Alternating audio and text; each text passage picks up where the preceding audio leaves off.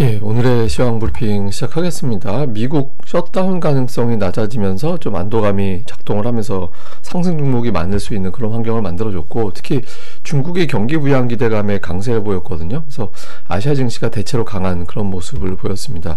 외국인들은 코스피는 팔고 코스닥은 매수했는데, 코스닥 같은 경우는 일정한 좀 패턴이 있죠. 몇 주에 한 번씩 2천억 원 이상의 대량 매수하고 또 그 다음 며칠 동안 놀다가 또 대량 매수하고, 이런 패턴이 좀 반복되는데 오늘이 바로 그날이었다, 이렇게 보면 될 것 같고, 그러니까 반도체 관련주들, 제약주, 전력 설비 관련된 종목군들이 또 강세를 보이는 이런 모습이 오늘 장의 특징이었습니다.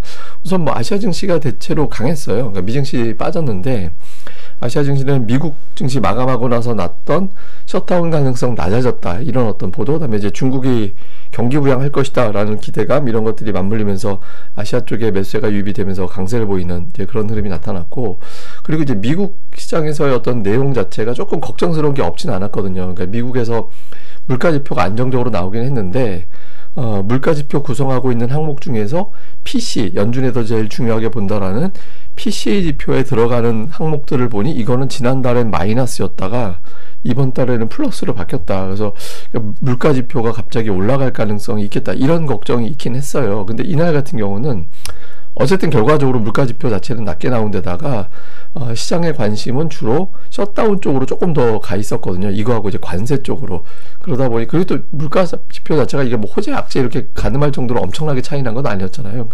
예, 그러다 보니까 이제 물가 지표는 그냥 해석이 어떻게 되든지 무난하게 넘어가는 그런 모습이었는데, 시장에선 그런 건 있는 것 같아요. 미국이 빠지긴 했는데 이제 너무 빠져서 오히려 이게 낙폭과대 아닌가. 그러니까 미국도 독일이나 중국같이 그러니까 저평가는 아니지만 비싸다라는 걸 넘어서 싸다라는 거 정도까지는, 가격 부담 없다라는 단위까지는 간 것 같다, 이런 주장들이 나오기 시작했어요. 그래서 뭐 이제 미국 주요 종목군들 피크 대비 52주 고점 대비 하락률 같은 거 쭉 놓고 보면 우리가 이름 뻔히 알고 있는 종목들 중에서도 낙폭이 굉장히 큰 그런 종목들이 많이 있잖아요. 그리고 뭐 말씀드렸던 대로 지금 미국의 어떤 기업들의 실적 추정치가 하향된 거 없이 주가만 빠졌다. 그래서 오늘 비록 미국이 많이 빠지긴 했지만 이전에는 더 빠질 거야, 이런 분석들이 많았다면, 오늘 같은 경우는 이쯤 빠지면 매수해야 되는 거 아닌가, 이런 어떤 분석들이 많이 나왔습니다. 그래서 그런 것들이 이제 맞물리면서 미증시 하락에 대해서는 좀 걱정을 덜 하게 되는 그런 상황이 또 만들어졌죠. 그 다음에 이제 뉴스들을 보면 일단 관세에 대해서는 부담되는 게 좀 있어요. 그러니까 이제 위스키 이제 관세 부과하니까 트럼프가 EU 주류에다가 200% 보복 관세 부과한다고 했잖아요. 근데 저게 이제 게임이 안 되는 게, 그 미국산 팔리는, 그러니까 이제 그 미국산을 유럽에서 수입하는 게 위스키가 한 7억 달러 정도 된대요. 그런데 와인 같은 경우는 유럽산 와인이 미국에서 소비되는 게 54억 달러인가? 하여튼 그 정도 된대요. 50억 달러가 넘는데요. 그러니까 이게 만약에 저 막관세가 돼버리고 실제로 저 정도 보복이 되면 유럽의 타격은 더 받는 구도가 되긴 하죠. 예, 물론 이제 트럼프 대통령도 계속 여기저기 전선이 막 여기저기 분산되는 상황이기 때문에 좀 대응하기 어렵긴 하지만, 어쨌든 저렇게 막 보복하고 하는 거는 이제 시장에서 한편으로 보기에는 4월 2일 상호 관세가 본격적으로 시작되는 그 직전에 서로 힘겨루기 좀 해서 이 정도 이제 분위기 잡아놓고 우리 협상합시다, 이렇게 가려는 거 아니냐, 뭐 이런 주장들도 일부 있습니다. 근데 어쨌든 매일 관세 이슈가 나오는 것 자체는 좀 부담이 되죠. 그래서 이거는 뭐 어쩔 수 없이 시장이 흔들릴 수밖에 없는 그런 재료고, 또 여기에 이제 우크라이나 러시아 전쟁도 확실하게 휴전이 된다, 이런 어떤 내용들이 아직까지는 확정된 게 없잖아요. 그러니까 이런 부분들은 이제 장 초반에 좀 조심스럽게 시장이 움직였던 이유인데, 근데 이제 걱정했던 셧다운, 다시 뭐 아침에도 말씀드렸지만 셧다운 돼도 별로 주식시장에 피해는 없어요. 그러니까 셧다운 기간 중에 시장이 평균적으로 0.3% 과거 보면 올랐기 때문에 저 셧다운에 대해서 막연하게 공포감 가질 필요도 없고, 제가 뭐 아침에도 말씀을 드렸습니다만은 저거는 그냥 어차피 임시 예산안 편성해도 넘어갈 거다. 근데 생각보다 빨리 넘어간 것 같아요. 저게 척슈머 원내대표가 트럼프 안에 대해서, 그러니까 공화당 안이죠. 공화당 안에 대해서 받아들이는 쪽으로 가닥을 잡았다더라, 이런 식으로 나왔거든요. 아마 그 야당 내에서는 반발이 굉장히 클 거예요. 그렇지만 8표 정도만 거들어주면 저 안이 이제 통과가 되는 거기 때문에 현재로서는 넘어갈 것 같다. 근데 저게 이제 공화당 쪽에서 굉장히 세게 나왔나 봐요. 제가 일부 보도를 좀 보니까 아예 공화당 의원들이 워싱턴 떠나버렸다고 그러더라고요. 그래갖고 그냥 이것 만약에 표결이 안 돼서 무산이 돼버리면 그냥 야당 쪽에서 완전히 다 덤탱이 쓰는 그런 환경이었다라고도 하더라고요. 그래서 어쨌든 셧다운은 피할 것 같다. 이렇게 되면서 미국 선물이 쭉 하고 올라갔고, 왜냐면 미국 시장 오늘 하락한 거 요인 중에 하나가 저 셧다운이었거든요. 저 플러스 관세였는데 어쨌든 셧다운은 좀 피할 것 같다라고 하니까 미증시가 올라가면서 선물이 올라가면서 아시아 증시가 좀 움직일 수 있는 이제 그런 상황이 됐고, 다만 이제 코스피 지수가 빠진 건 삼성 SDI에서 2조 원 규모의 유상증자한다고 하면서 했잖아요. 근데 저는 깜짝 놀랐어요. 저게 무슨 슈퍼사이클 얘기가 여기서 왜 나오지? 그래서 슈퍼사이클을 갖다 붙이는 게 이게 타당한 건가? 전 되게 좀 신기했는데, 그래서 저게 주가가 올라갈 수 있나? 했는데 아니나 다를까 이제 빠지더라고요. 그래서 삼성 SDI, SK이노베이션, LG에너지솔루션, LG화학 이런 이제 2차전지 대형주들이 빠지면서 코스피 지수 자체는 좀 마이너스가 나는 그런 요인으로 작동을 했던 것 같습니다. 근데 시가총액 상위로 보면 코스피는 상당히 하락한 종목이 많죠. 예, 뭐 이게 아직까지 외국인들에 쌓여있는 선물이 충분히 안 풀렸기 때문에 지수 자체를 올리기에는 좀 어려움이 있다라고 봐야 되거든요. 그래서 제가 뭐 누차 말씀드리지만 외국인들의 선물 매도가 좀 풀려야 된다, 그런 환경이 아직은 안 나와서 중소형주는 올라가는데 대형주는 눌리는 그런 형태가 됐고, 반면에 이제 코스닥 같은 경우는 대형주 쪽에서도 상승하는, 근데 이제 약간 제약 바이오 계열의 종목군들이 좀 올라가는 그런 모습을 보였고, 그 외에 이제 반도체 관련된 종목군들이 선전을 하는 이제 그런 모습을 보였죠. 그래서 양시장의 대형주들의 움직임이 좀 엇갈리면서 지수도 오르고 내리고가 갈리는 이제 그런 형태를 보였고요. 특징지로는 오늘 반도체주가 강했습니다. 그러니까 뭐 메모리 가격 계속 올랐는데 거의 매일 이런 성격의 뉴스가 매일 한두 개씩 나왔어요. 그래서 투자들이 이제 반도체에 대한 관심을 좀 갖게 되면서 올라갔고요. 사실은 소재 쪽 종목들이 이미 먼저 올라가기 시작했죠. 뭐 예를 들어서 뭐 동진세미캠이나 ENF 테크놀로지라든가 이런 종목들은 별도의 스토리가 또 따로 있는 종목도 있긴 하지만 어쨌든 이제 먼저 움직였거든요. 근데 지금은 다른 어떤 소부장까지도 같이 움직이는 이런 형태가 나왔고, 그 다음에 로봇주도 오늘 올라갔는데, 제가 로봇주를 왜 설명을 드리려고 하냐면 이게 이제 왜 올라갔느냐에 따라서 스토리가 또 달라질 수 있거든요. 그러니까 예를 들어서 테슬라 때문에 올라가는 거냐, 아니면 이제 로봇 우리나라 산업 자체 때문에 올라가는 거냐, 이 두 가지 중에서 만약에 전자 쪽이 된다면 테슬라가 지금 전기차 가지고 올라가기 어려운 상황이잖아요. 그러면 로봇 또 저기 저 로봇이 있고, 그다음에 자율주행이라든가 우주항공이라든가 이런 거 가지고 이제 움직인다라고 봐야 되거든요. 만약에 테슬라하고 연결이 된다면 나머지 종목군들이 이제 업종 이런 것들이 순환이 된다라는 거고, 그게 아니라 우리나라 로봇 산업 자체로만 가지고 올라간다면 그냥 로봇주만 움직이게 되는 거고, 그러니까 이런 구도가 될 수 있죠. 그래서 그러니까 이 구도가 뭘로 스토리고가 메인 스토리가 되는지를 좀 봐야 될 것 같고,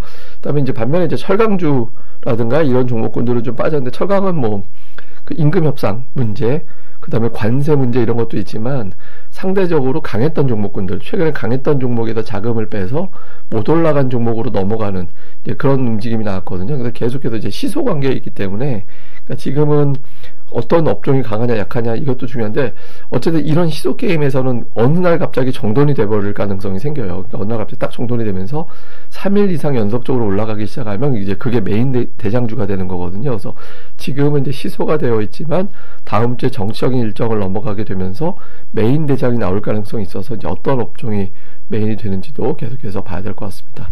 자, 수급에서는 이제 외국인들 오늘도 팔았는데 코스닥은 되게 많이 샀잖아요. 근데 보통 외국인들이 특징인 것 같아요. 그러니까 코스닥 매매할 때 잘 보면 한 2주에 한 번씩 2천억 이상의 매수를 하고 또 몇 주 쉬었다가, 근데 이번에는 좀 그 텀이 되게 길었었거든요.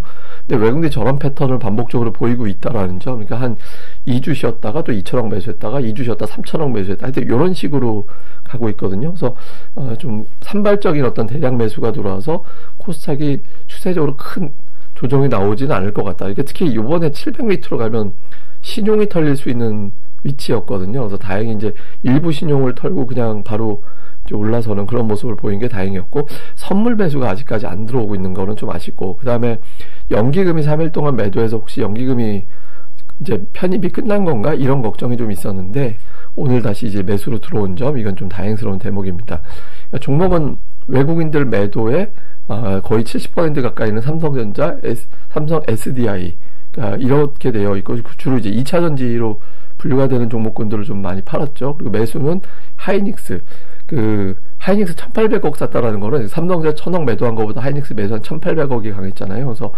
반도체에 대한 의지는 좀 있구나, 이런 것들을 좀 보여주는 대목이고, 그 외에는 그러니까 업종별 특징이 이렇게 확연하게 있었다 이렇게 보기는 애매합니다. 그러니까 밑에 가면 이제 금융주들이 좀 포진해 있는 게 일종의 좀 특징이었던 것 같고요. 그 다음에 기관 투자자들은 삼성전자, SK하이닉스 뭐 이런 류의 어떤 기업들 이걸 좀 매수하고, 그 다음에 이제 방산주를 또 일부 매수하는, 물론 이제 방산주에서 이제 매도한 것도 있지만 그 방산주 쪽을 좀 종목별로 엇갈리는 그런 형태를 골라 담는 그런 모습을 좀 보인 게 이제 특징이었고요. 코스닥 쪽은 오늘 업종별 특징이 좀 있었어요. 그러니까 2차 전지는 좀 팔았는데, 그리고 이제 제약바이오, 외국들 같은 경우는 이제 제약바이오 쪽과 로봇 쪽에 이제 매수가 좀 보이는 게 특징이었고, 그 아랫단으로 보면 이제 그러니까 반도체는 종목별로 좀 엇갈렸어요. 그러니까 사고 팔고 좀 엇갈리는 모습이었고, 그다음에 기관 같은 경우는 반도체 쪽 매수가 굉장히 많았습니다. 그러니까 에코프로, 알테오젠 이렇게 해서 이제 각각 업종에 하나씩 골라 담는 것도 있었지만, 종목수로 보면 오늘 반도체 관련된 종목이 지금 보시고 계신 리스트 중에서 절반 이상이었잖아요. 그래서 오늘 기관 쪽이 엔터라든가 뭐 2차전지 이런 걸 등등을 팔아서 반도체에 좀 집중한 날이었다. 이게 이제 지속성이 있을지 또 메뚜기식 매매인지는 봐야겠지만, 오늘 장에서는 이런 특징이 있었습니다. 자, 이후에 이제 요약을 해보면 트럼프가 무관수행을 일주일만 하고 SNS 일주일만 참으면 미국 시장 엄청나게 올라갈 것 같거든요. 근데 어쨌든 저건 전략적으로 다른 나라와의 어떤 주도권 경쟁이 겹쳐 있는 상황이라서 좀 일부러 계속 언급하고 있는 것 같긴 합니다. 근데 이제 사실 4월 2일 전에는 이제 관세가 큰 굵직한 관세 이슈가 없어하고 산발적인 반영이 될 것 같긴 한데, 어쨌든 이제 관세 언급이 나올 때 시장의 반응이 어떻게 나오는지 좀 봐야 될 거고, 그 다음에 또 하나 이제 애플인데, 최근에 애플이 지수 낙폭보다 애플의 하락폭이 더 컸어요. 이게 되게 특이한 거예요. 그러니까 그동안에 애플은 지수보다 안전한 종목이다라고 인식이 되어 있던 종목이 오히려 지수보다 위험한 종목이 되어버렸거든요. 근데 이게 이제 다른 각도에서 보면 애플이 지수보다 강해지기 시작하면 미국 시장도 흐름이 바뀌는 걸로, 그러니까 계속 애플 같은 종목 끌어내려서 지수 더 압박하는 그런 상태가 만들어져 있다라는 거잖아요. 그래서 이렇게 되면 이제 미국의 어떤 증시에도 흐름이 좀 바뀌는 그런 기회가 될 수 있습니다. 오늘 블룸버그에 한국 투자자들이 미국 주식 엄청나게 샀다. 그것도 2배, 3배짜리 ETF를 집중적으로 샀다. 이런 반도체 3배짜리, 테슬라 2배짜리, 미국 IT주 3배짜리 이런 ETF를 샀다라는 거예요. 그래서 좀 미국의 기술주들이 어떻게 되는지도 상당히 중요해서 봐야 되고, 그다음에 이제 우리나라는, 저는 오늘 오후장에서 정치 일정 나오면서 시장이 굉장히 크게 변동성이 나올 줄 알았거든요. 근데 이제 우리나라 증시 돌아갈 때는 그 내용이 공개가 되진 않았는데, 어쨌든 다음 주가 저는 우리 증시의 어떤 큰 흐름을 결정지을 수 있는 하나의 고비가 될 수도 있다, 이렇게 보고 있습니다. 요거 이제 주말에 나오는 뉴스 봐야겠죠.